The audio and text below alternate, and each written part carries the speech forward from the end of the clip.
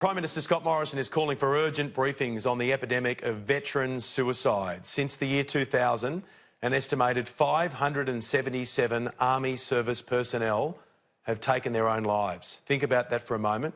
Since the year 2000, more than 570 Army service personnel have committed suicide. The Prime Minister admits agencies are failing the nation's most vulnerable veterans. He's now vowing to fix the problem. Alongside the Prime Minister, the incoming Liberal National Party member for the Queensland seat of Herbert says he will do everything he can to tackle the issue, and he's a man who knows plenty about it. His name is Phillip Thompson.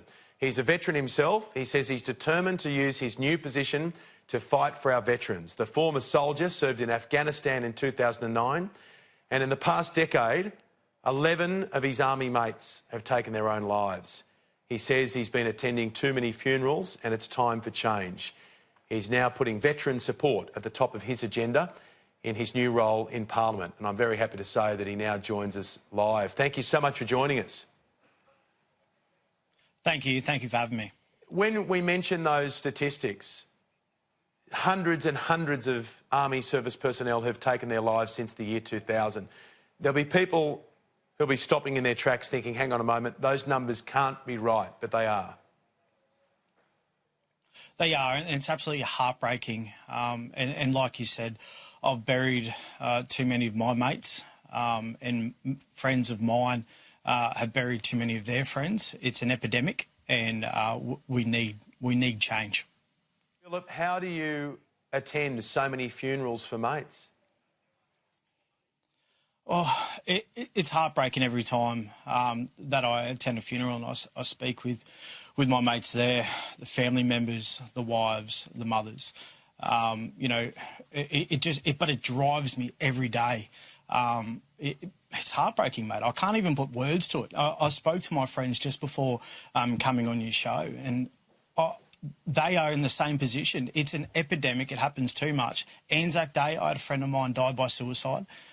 Less than 8 days later, I had another friend of mine who was a still serving soldier in the 1st Battalion where I served, die by suicide. You know, we need to be doing more. You found out about one of these mates taking his own life when you were standing right next to the Prime Minister, Scott Morrison.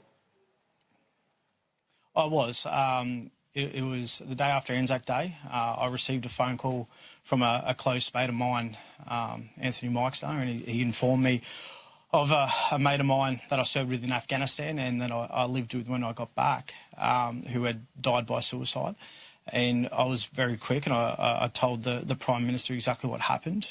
You know, it is heartbreaking, and, you know, his photo, Jesse Bird's photo, many of my friends' photos have been killed overseas or have died back here in Australia are all in my house, because when I wake up in the morning and I see it, it drives me, it drives my friends, but it's absolutely heartbreaking that I'm sitting here tonight going, we needed to be doing more, because we've needed to do more for a long time. What did the Prime Minister say to you, Phillip, when you revealed to him that another mate had taken his life? Oh, he was genuinely upset. It's an upsetting thing to talk about when people die, and especially at young ages, and by suicide. And I spoke with the Prime Minister about, you know, my want to be doing more in this space, because I honestly believe for far too long we've been told what we want instead of asked what we need. And that's what needs to happen, that co-design.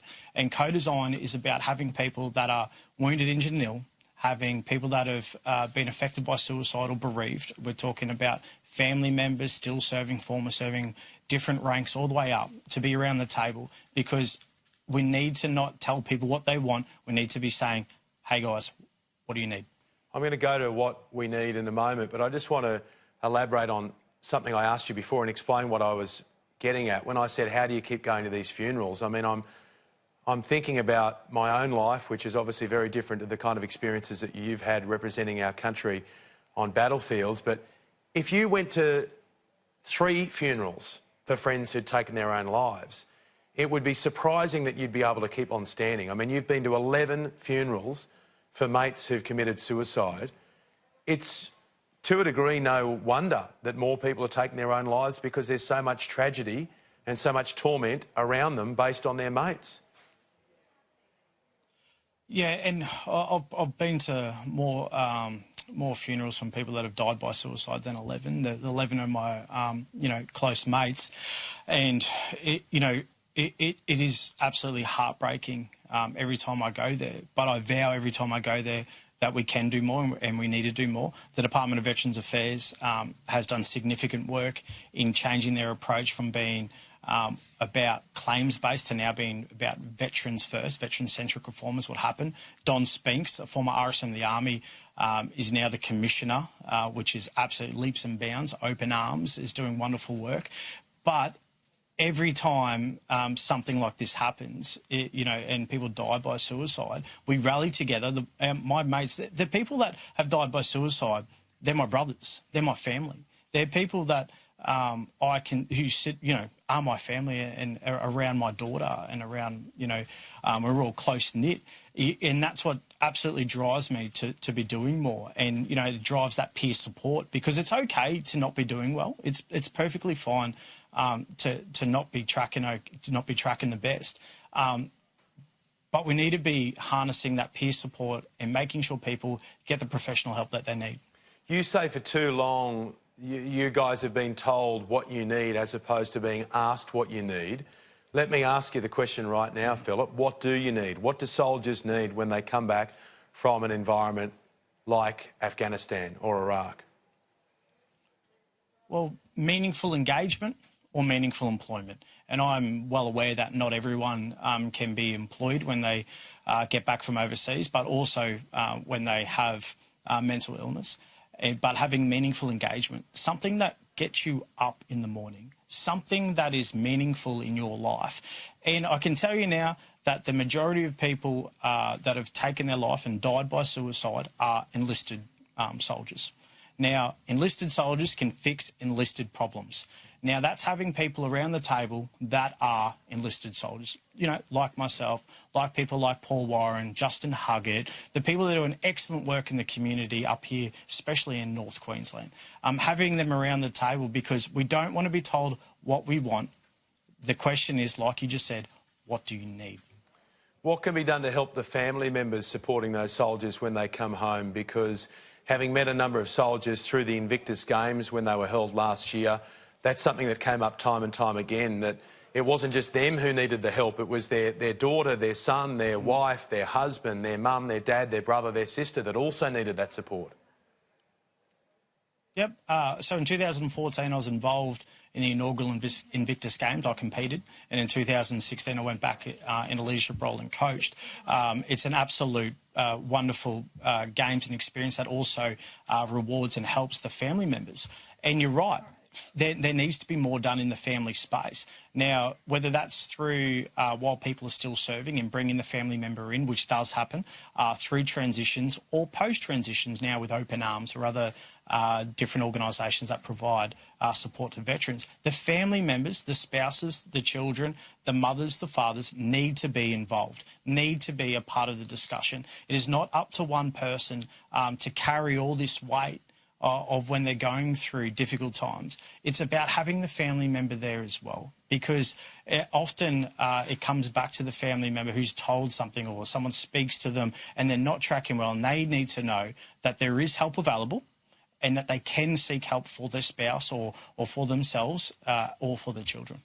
There's a great danger here that there are going to be family members who are going to talk people out of joining the army and going and serving their country and defending their country, because when they hear an interview like this, I mean, it's powerful what you're telling us, and all of these funerals that you've been to and the hundreds who've sadly taken their own lives. There'll be lots of mums and dads who'll say to their sons and daughters when they say, look, I'm thinking of joining the army, I believe in defending this country. There'll be mums and dads who'll say, don't do it. I don't want you to do this. There's nothing greater honour than serving your country, and if I could do my time again, I would do the same thing.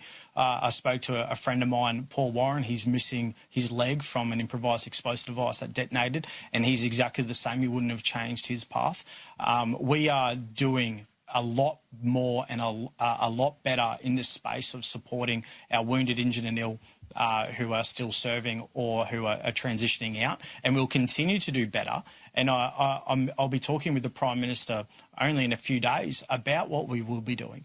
it's a great opportunity. The Australian Defence Force does a remarkable job in defending your nation, and being a part of that is something that, I would never take back. It's an absolute privilege that I've been able to do so. Well, we're lucky that we've now got you in Canberra. How are you going to make this transition, Phillip, from being an army soldier to being an elected representative in Parliament? Well, anyone who knows me knows that, I'm here to work. I'm here to fight, and I'll fight for my region. I will fight for the people of Townsville, and I'll fight for veterans every day of the week.